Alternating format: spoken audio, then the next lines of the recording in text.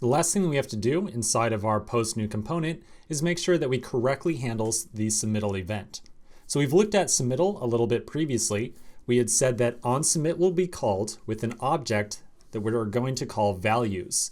And this object contains the post title, categories, and content inside of it. So it's really going to be up to us to somehow take this values object and post it up to our API to save it on our backend. Whenever we think about saving data or making API requests of any type inside of a Redux application, we always want to be thinking about action creators. So inside of onSubmit, we really want to be calling an action creator. And that action creator will be responsible for posting the API, or posting the post to the API. I think that we'll first start off by creating our action creator and put our API request inside of it. After that, we'll then figure out exactly how to hook it up to this onSubmit function. And I say we'll figure out how because there are going to be just a little bit of challenges in exactly how this all comes together. So let's start off by changing over to our actions index.js file. Inside of here, we'll get started by making a new action creator at the bottom. So we'll say export function, and we'll call it create post.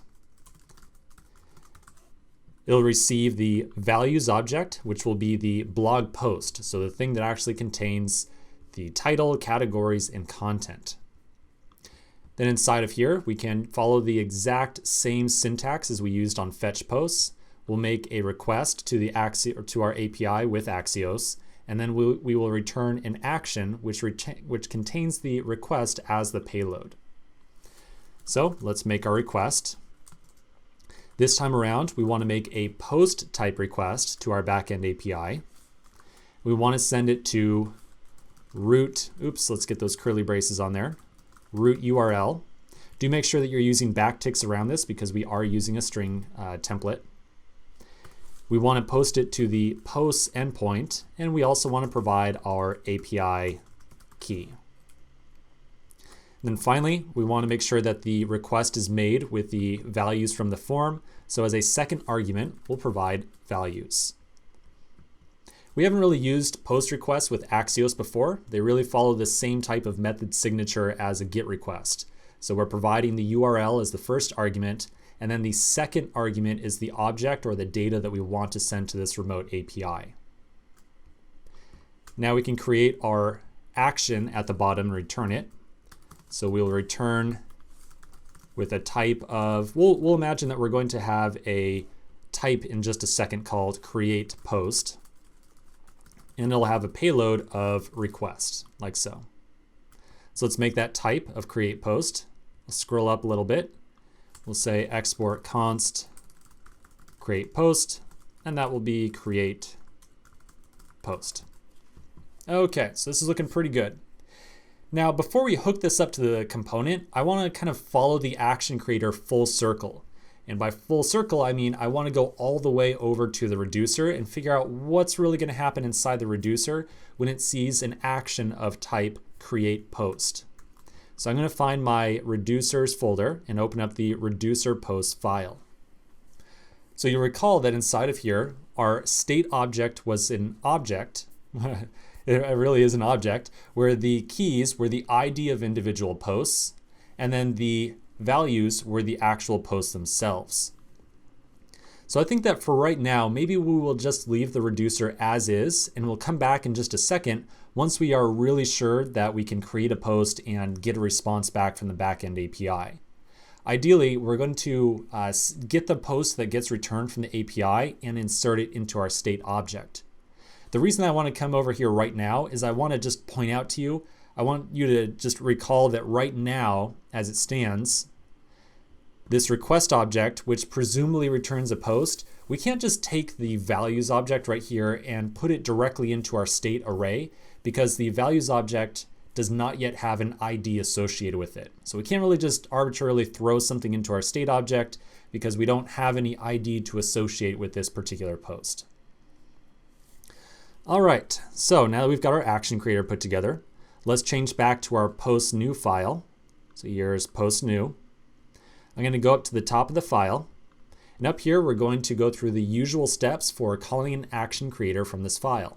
We'll start off by importing the connect helper from React Redux, and then we will import our action creator that we just created. So we'll import connect from React Redux, and then import create post from ... actions, and actions by itself is just fine. We don't need to put index on there. Okay, so now usual task, we'll go down to the bottom file and hook up the connect helper. Now when we go down to the bottom, however, we're gonna see something a little bit interesting. So if you recall, Redux form is already being used in the exact same style as our connect helper. So how do we combine these two different helpers together? How do we somehow get this really weird syntax, right? A weird syntax where we call connect or we call Redux form and then put the second set of parentheses with post new. We can do so by really just kind of mimicking the same type of syntax, but layering up these different helpers. So I'm going to, right in front of post new, I'm going to put a new line and then a new line right after it, like so. So you should see Redux form, the opening set of parens, the closing set of parens, and then the set of parens around post new. So inside of here, we'll place our connect call. So we'll say null, and then the second set of parens for post new. And for the second argument, we'll do create post, the action creator. So this is how we stack up multiple connect-like helpers. We take connect as usual. This statement right here, it does return a React component. And so that is a valid input into the Redux form helper. So the result of this gets put in as the second set of parentheses for the Redux form helper. Okay, so I think that we're about ready to give this a shot by wiring up the action creator. Let's go back up to onSubmit. I'm gonna go back up to onSubmit right here. And the last thing we have to do is call that action creator. So we'll say this.props.createPost, and we'll just pass in our values. Okay, I think we're about ready for a test inside the browser now. I'm gonna change back over. I'm gonna refresh the page. And in my Chrome console, I'm also gonna pull up my network tab. So I'm gonna make sure I'm filtering by XHR requests right now. So I really hope to see a post request being issued to our backend API as soon as we click that submit button. So I'll put in a title of my post. We'll say as a category of JavaScript, and this is my post. So we'll submit, and okay, so it looks like I get two requests on here. The first request, let me get some space in here. Oh, there we go. So if we look at the first request, you'll notice it has a request method of options. An options type request is used whenever we are making cross-origin resource sharing type requests. And really that's a fancy term for just saying that we are making an AJAX request that's going from localhost 8080 to a completely different domain of herokuapp.com. Cross-origin resource sharing, or CORS for short, is a security feature that is present inside of your user's browser to prevent malicious type code from making requests to other domains. There's a ton of documentation online on CORS requests if you're at all curious about them and exactly what the role of this options request is. So what we really care about is the second request, which was the post request. So it looks like we got back a status code of 201 created. And if I click on the preview tab, I see my categories, content, title, and most importantly, I have an ID as well. So it looks like the post was successfully created. That's definitely good.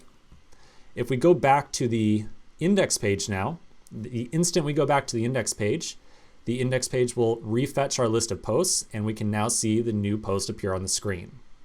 Now, it looks like everything's working, but there's one very awkward piece of this flow. You'll notice that, let's do another post.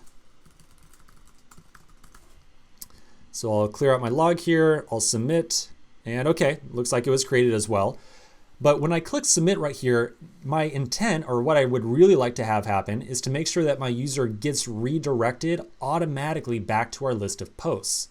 So we need to somehow make sure that once the post has been created, we actually navigate the user somewhere else. So let's take a quick break and then we'll figure out how to take care of that navigation in the next section.